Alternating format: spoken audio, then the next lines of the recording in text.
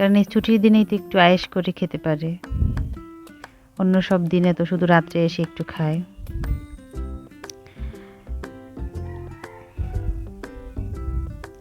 এপাশে ডাল করে ফেলছি, কারণ গেস্ট আসলে ডাল না হলে মনে হয় যেন জমে না। ভালো খেলো কি না খেলো এটা বড় কথা না, কিন্তু রাখতে হবে, তাই অল্প একটু ডাল করে নিলাম। আমরাও ভালো খাই ডালটা। আর এই পাশে মাছ বসাবো, একটু তেলাপিয়া মাছ একটু ভেজে টমেটো আর একটু হালকা মশলা দিয়ে নেড়ে চেড়ে মেথি ফোড়ন দিয়ে নামিয়ে নেব। নামানোর আগে একটু ধনেপাতা দেব শুধু। এই মাছটা খেতে ভালোই লাগে। আমাদের ওইখানে এই মাছটা করে না, এখানে করে। এটা হচ্ছে এখানকার বলে মাছের ভাজা। গোটা একটা মাছই রান্না করতেছি। এই তো মশলার মধ্যে একটু লেড়েছে, একটু সামান্য জল দিয়ে দিলাম, ব্যাস। এবার একটু জাল দিয়ে নেব। যখন মাছটা ফুটে উঠবে, ঝোলটা একটু গামাখা গামাখা হয়ে যাবে, তখন ধনেপাতা দিয়ে মাছটা নামিয়ে নেব। যেহেতু আজকে ছুটির দিন, কেউ যদি স্যারের সাথে দেখা করতে চায় তাহলে ছুটির দিনেই আসে, নতুবা তো ছাড়ে পাওয়া যায় না। তাই এই দিন আমার একটু চাপ বেশি থাকে ছুটির দিনগুলোকে। চলুন আমার রান্না শেষ, সবাইকে খেতে দিয়ে দিই। আমি খাওয়া দাওয়ার পরে আর রেস্ট নিতে পারি নাই, কারণ আমার খেতে অনেক দেরি হয়। এরপরে অনেক কাপড় জমে গেছে, কাপড়গুলোকে একটু গুছিয়ে নেব, কারণ এখানে ওখানে শুধু আবর্জনা হয়ে মনে হয় থাকে, নিজেরও ভালো লাগে না, তাই একটু গুছিয়ে নিলাম। আগে তো আমার মা আমার কাপড় চোপড় গুছাইতে চাইতো, আমি বারণ করতাম। আর এখন নিজেরটাই নিজেরই গোছানো লাগে। কিছু কিছু কাজের সময় মাকে খুব মিস করি, যে কত মাকে জ্বালাইছি আমি, খুব খুব ভাবে মিস করি। মার থেকে দূরে না থাকলে হয়তো বুঝতামই না মা আসলে কি ছিল। যাই হোক, প্রকৃতির নিয়মে আজকে দূরে আছি বলে তো আর লাভ নাই।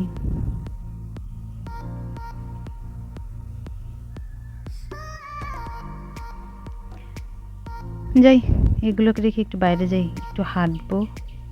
ভালো লাগতেছে না, কিরকম যেন মনটা এত বেশি খারাপ লাগতেছে। আমি মন খারাপ হলে মাকে কখনো ফোন করি না, তাহলে মায়ের উপর অন্যরকম একটা প্রভাব পড়ে। চেষ্টা করে এড়িয়ে যেতে। চলুন বাইরে যাই। এদিক এদিক ঘুরতে ঘুরতে দেখুন এগুলো হচ্ছে আখ। আমার ভাগ্নেই আমরা আখ খাওয়ার পরে একটু আগা ছিল, সেটা এখানে লাগাই দিচ্ছে, তাই হয়ে গেছে। সন্ধ্যাও হয়ে গেছে। এই তো সন্ধ্যা ঠান্ডা দিয়ে আমি নিজের একটু মুখটাকে ধুয়ে নিলাম। জানেন এই শীতের মধ্যে না মুখটা একেবারে বাজে অবস্থা হয়ে গেছিল। এখানকার তেমন কিছু আমি চিনি না, কোথায় কি পাওয়া যায়। তো একদিনকে গেছিলাম এক কসমেটিক্সের দোকানে, তখন ওখানকার এক মহিলা স্টাফ, উনি আমাকে এটা সাজেস্ট করলো যে এটা নিয়ে দেখেন, ভালো লাগবে। নিলাম, দেখি কি হয়। ভালো রেজাল্ট হলে আপনাদের জানাবো। আমি উল্টাপাল্টা বেসিক্যালি মুখে কিছু দেই না কখনোই, খুব জানাশোনা না হইলে হয় না। জানেন এখন নতুন করে আবার শীত পড়ে শুরু করছে। এখন কয়দিন থাকে এই শীত, আর এই শীতে মানুষ এত বেশি অসুস্থ হবে। চলুন রান্নাঘরেও চলে আসলাম। একটু আলু আর একটু মরিচ ভেজে নিছি, একটু মুড়ি মাখবো। একজন আসছে, ওনাদেরকে দেই। একটু টমেটো, একটু শসা আর একটু ধনেপাতা কেটে নিছি, এগুলো দিয়েই মুড়িটা মাখবো। এগুলো হলে চানাচুর লাগে না, কিন্তু আমি একটু চানাচুরও দেব। এগুলোকে সাথে দিচ্ছি সামান্য একটু তেল। আমরা একটা সরিষার তেল খাই, তেলটা খুবই ভালো, অল্পতেই না খুব ভালো ফ্লেভার। আর একটুখানি দিয়ে দিচ্ছি চানাচুর, যেহেতু তারা দুজনেই খাবে, আমি আর খাবো না, কারণ অনেক লেট করে খাইছি আমি, আমার আর এখন খেতে ইচ্ছে করতেছে না।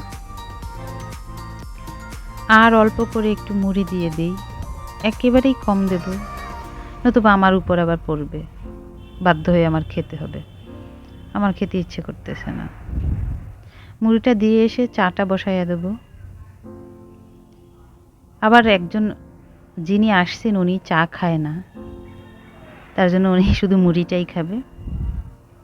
ভালোই হলো, দুজনের জন্য আর করতে হবে না। কতটা কালারফুল লাগছে তাই না? এটা যদি চানাচুর না দেওয়া হয় এমনিও ভালো লাগে, মেখে খেয়ে দেখবেন, খুব মজা লাগবে। এই তো তাদের দিয়ে আসছি, আমি চায়ের জল বসাইয়া দিছি, চা করে ওনাদের দিয়ে দিই। চলুন আজকের মতো ভিডিওটা তাহলে এখানেই শেষ করছি। যদি আপনার ব্লগার সুপ্রিয়া রায়ের ভিডিওগুলো ভালো লাগে তাহলে একটি লাইক করে দেবেন, সাথে সাবস্ক্রাইব করে দেবেন। তাহলে আমি যে ভিডিওগুলোকে আপলোড করব সেগুলোকে আপনি সবার আগে পেয়ে যাবেন। সবাই ভালো থাকবেন, সুস্থ থাকবেন। ভালো লাগলে একটা লাইক করে দেবেন। আপনি লাইক করলে আমি উৎসাহ পাব নতুন নতুন ভিডিও করতে। আমি চেষ্টা করব আপনাদের মনের মতো করে ভিডিও করতে। যদি কিছু জানতে চান তাহলে অবশ্যই কমেন্ট সেকশনে গিয়ে কমেন্ট করে দেবেন। আমি চেষ্টা করব আপনাদের কমেন্টের উত্তর দিতে। যাই, স্যারেদেরকে দিয়ে আসি চাটা। চা হয়ে গেছে। সবাই ভালো থাকবেন। ধন্যবাদ।